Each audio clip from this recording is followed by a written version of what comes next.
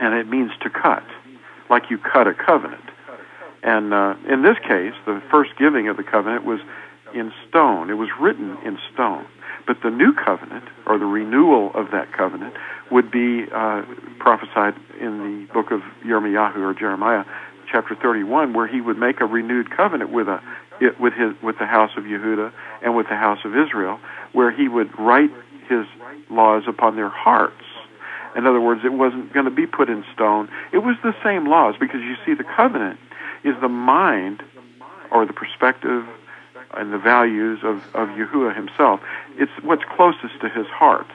When you meditate upon the Torah, as Psalm 1 says, that you'll be blessed, and you'll be like a tree planted by the rivers of waters, and you'll produce the fruit of the Spirit.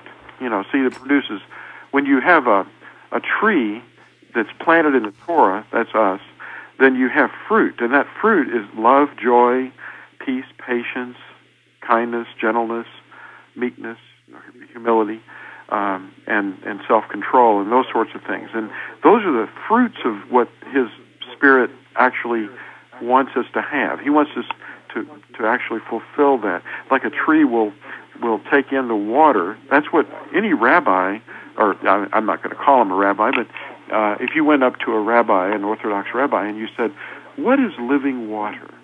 Well, he knows what living water is, and Yahusha told us, to drink of the living waters. Well, that's the Torah. Now, the word Torah, for the uninitiated, is a Hebrew word for instruction. In other words, the covenant instructs us, and it's a lamp for our feet, like Psalm 119 says. It's a lamp. The Torah is a lamp, and the law is light. And we walk in that path. So the path. When we say the way, a lot of Christians have heard of a Christian denomination called the Way. Well, the way in the Hebrew is halak, and it means the pathway. It's the pathway is the Torah. There is no other path. If you get off of the path of Torah, then you find yourself wandering in darkness and naming yourself after someone that you're following, like I am of Paul, or I am of Timothy, or I am of Martin Luther. And then you've got yourself a denomination, which is illegal. See, denominations are actually prohibited because there's only one body, and that body is not called the church, it's called Israel. See, Israel isn't spiritual Israel. Israel is real Israel, but they have to get regathered to the covenant first. See, the restoration, the work that we do as Nazarene, is restoring the lost sheep to the covenant. The shepherd is doing that through us, and we, wherever we might be on the earth, when we come back to the covenant, then we have fellowship with him, because the only fellowship that's offered is through the covenant. And of course we have fellowship with one another as well when we walk in the Torah. Now, if we dodge back and forth, if we, like for example, obeyed some of the covenant and not other parts, then we don't have fellowship together because we have differences. And that's really what the problems have been with denominations, and over time embracing pagan ways. That's what happened here in the United States. Was the Puritans, as they were called later, they didn't call themselves that. They called themselves the Friends, or the Society of Friends. They came over from England because they were persecuted severely by the Anglican Church, which was a offshoot of Catholicism, very much like the operation of Catholicism, with sacraments and all these sorts of things that are not even in the Scriptures. And they came here, and they would not allow anyone to embrace something like Christmas or some other historical man-made tradition like that, because that was something embraced from paganism. Not to cut you off, but can we go back a little bit? I understand what you're saying.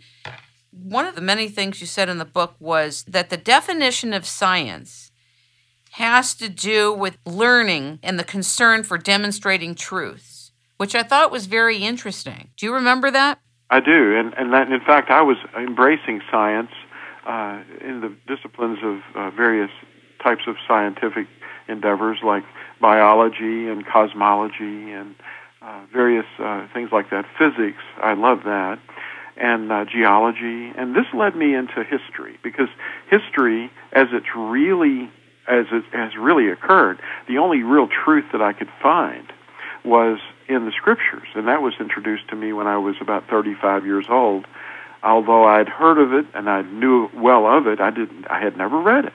So then I found pure truth, and it was like, it was just amazing, because all the other science that I've been exposed to were basically laid down by ideas and theories, and then they'd go about trying to prove the theory, and of course they had to bend truth in order to make the theory work. And I just got so tired of that when I found the scriptures and I started to read it, and I had to test it too, because I saw some things that were being pulled on me, like footnotes and ideas that were in the footnotes that were not in the text. And then I saw Christianity, and I said, wait a minute. Christianity is saying this, and it's in part true. The foundation is well laid, but then what they're actually doing in operation is completely outside of what is written in the text. And just as an example, the Sabbath is mentioned throughout Scripture. In fact, it's mentioned over 2.5 times as often in the what they call the New Covenant, and yet they just ignore the Sabbath that's being referred to there, and they've got this other thing going on called Sunday. And I'm going, wait a minute, this is just not right. Let me look into that. And of course, digging back into the recesses of history, you find out that looking at the word itself, it's suspicious, because why is it called Sunday? Well, it's pretty obvious. That was the day the pagans got together and worshipped at their steeples. Their giant phallus symbols, this obelisk or whatever, their bell towers. I mean, they had these pagan temples. Can you explain to audiences how critical it is that people understand that sun worship has worked its way into societies, into the legal system, into power circles, into politics, into language, into rituals? Can you explain how serious, even though it appears to be not a big deal, could you explain just a little bit about it? In general, what's really operating is the adversary, which we could call Hashatan or Satan, without the S. It's just, I mean, if you just say S, if you just say Satan, it's dropping the original shatan sound, and you're getting the Greek form. But anyway, the idea that this being fell and has usurped the authority over the entire earth. The ruler of this world is none other than the one who took it over from the reigns of Adam and Kuah, the first man and woman. And we and their offspring, as their offspring, have inherited the rulership of this being that has been sowing basically misinformation, disinformation, and what we really have in the world is various forms of witchcraft. It's actually sorcery, and a lot of it borrows heavily from the truth, but bends it, back towards the worship of this being. Are you talking about Nimrod? I'm not talking only about Nimrod. Okay. Nimrod would certainly be the first king on the earth, so naturally he was not following Yahuwah. He was a rebel, which is one of the words, what the word Nimrod has meant before. Nimrod means a rebel. So he rebelled, and of course Hashatan rebelled too. And all the kings of the earth since him have been the lowest of men, according to Daniel chapter 4, chosen to be over us instead of mankind and womankind choosing for themselves to be ruled over by Yahuwah.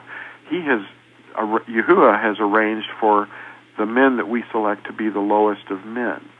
And so these men do not have eternal perspectives that rule over us. They're